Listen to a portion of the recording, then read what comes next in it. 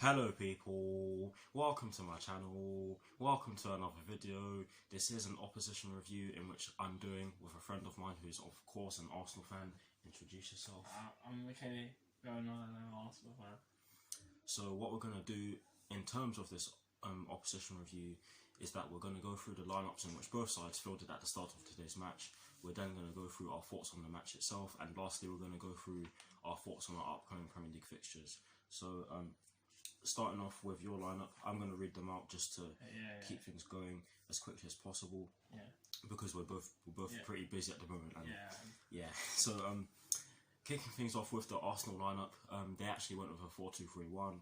They went with Bernd Leno in goal. They went with a back four from right to left of Ainsley Maitland-Niles, Callum Chambers, David Luiz, I still cannot believe he's an Arsenal player, and Bukayo Saka. They went with a midfield five of Matteo Guendouzi and Lucas Torreira in the two deeper midfield positions, with an attacking midfield trio from right to left of Reece Nelson, Mesut Ozil, and Pierre-Emerick Aubameyang. That name does not roll off my tongue very easily. With Alexandre Lacazette up top by himself.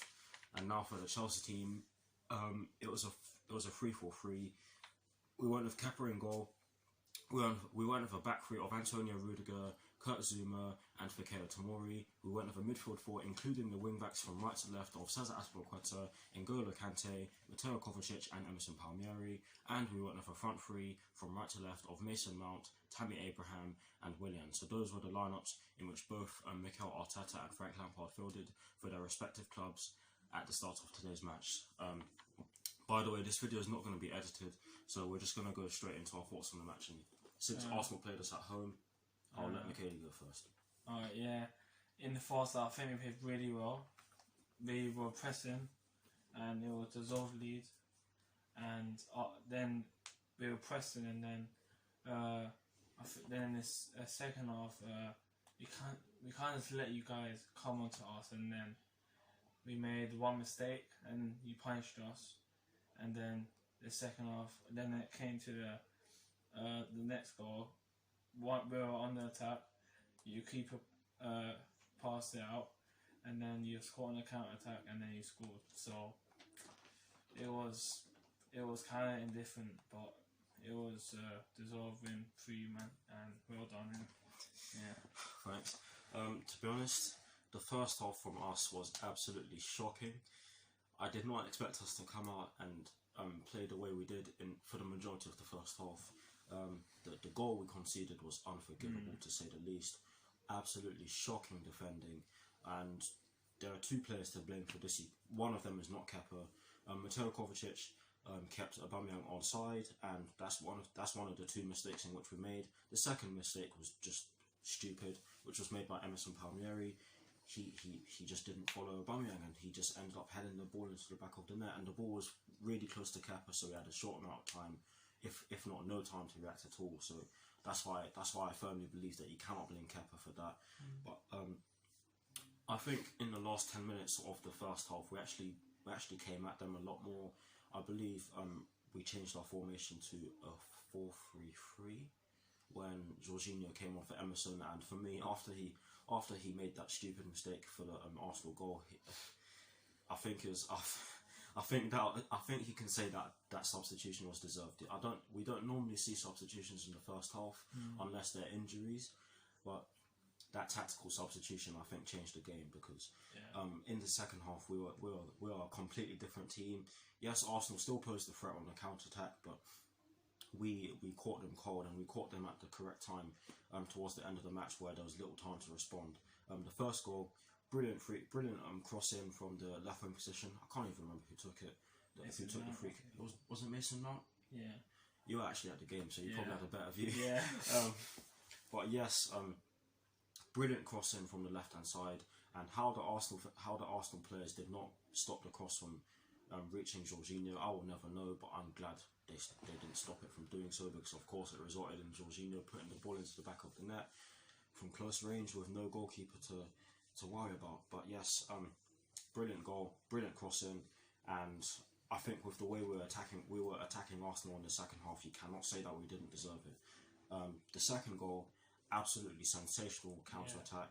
It reminded me of the Antonio Conte days, where we used to hit teams on dangerous counter-attacks and they used to get really pissed off. But yeah, the second goal came from an Arsenal cross. Who crossed it in? Willian. No, who crossed it in? Which Arsenal player crossed it into the box? Oh, what, for your goal? Yeah, for our second goal. I think it was Maitland-Niles. Someone crossed it in, yeah, and then we ended up getting the ball out.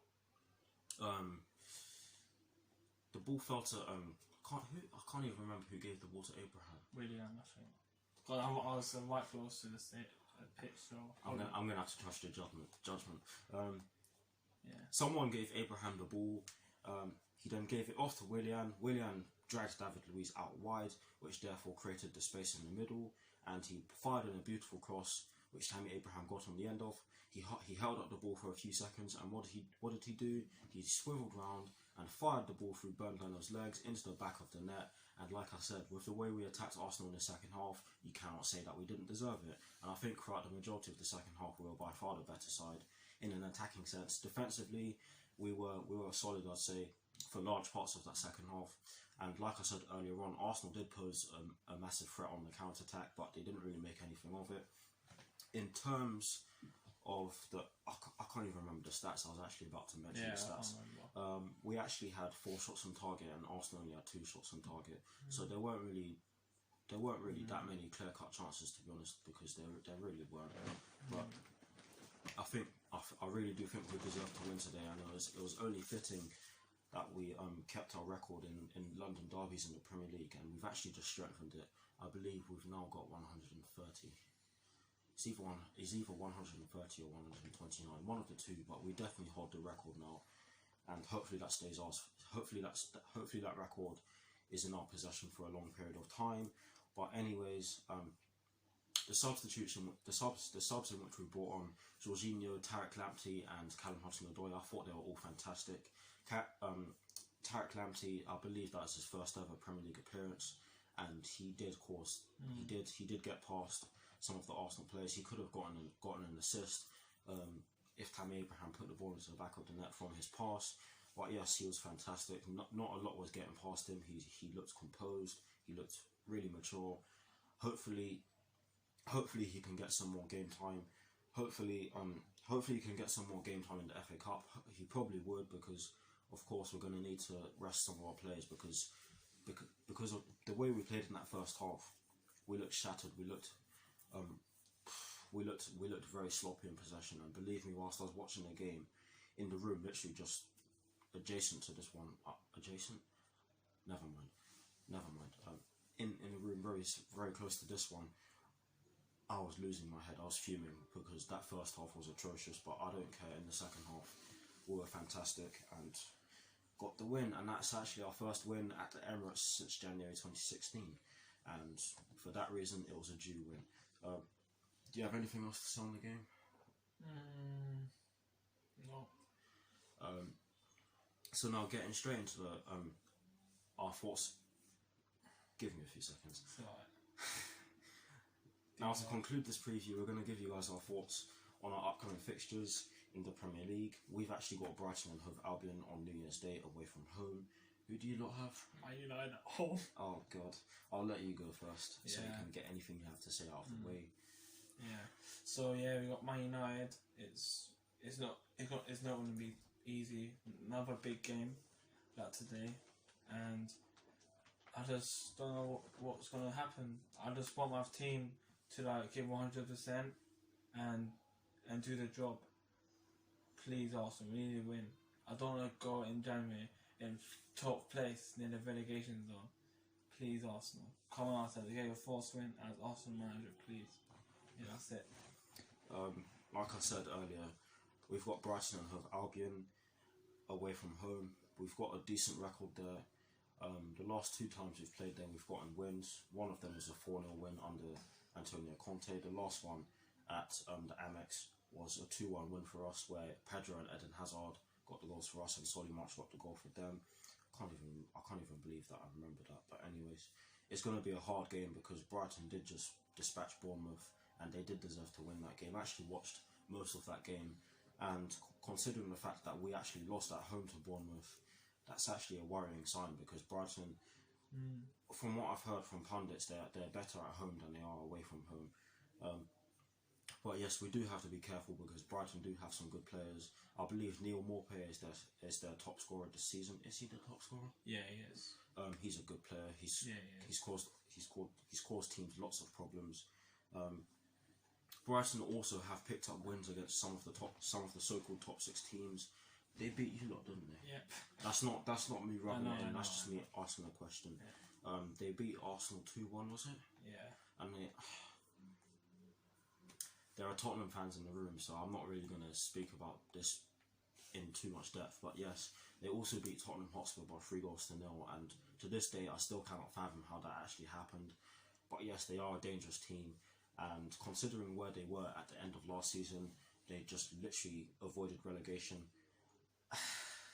You can't underestimate teams like Brighton, because they do have some good players, and whilst we have a good record against them defensively, yes, we were excellent today, particularly in the second half in terms of our defensive game, but in some of our recent games though, defensively we've been absent. I was about to swear there, but I'm just going to say absent just to keep things PG.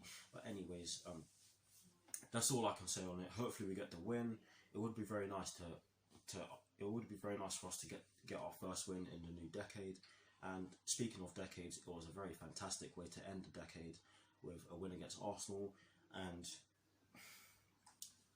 if you guys at home are watching, believe me, when I get home, you're gonna get it. So brace yourselves. But yes, is that all you have to say? Yeah.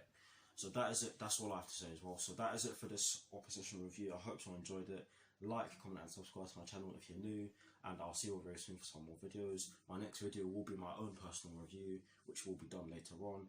And believe me, I'm gonna go in as hard as possible, because there are certain people who need to speak whenever they lose. But yes, I'll see you all very soon. Come on, you Blues. Come on, Frank Lampard. The best team did win, and peace. Okay. I'll see you, Stamford Bridge. Wow.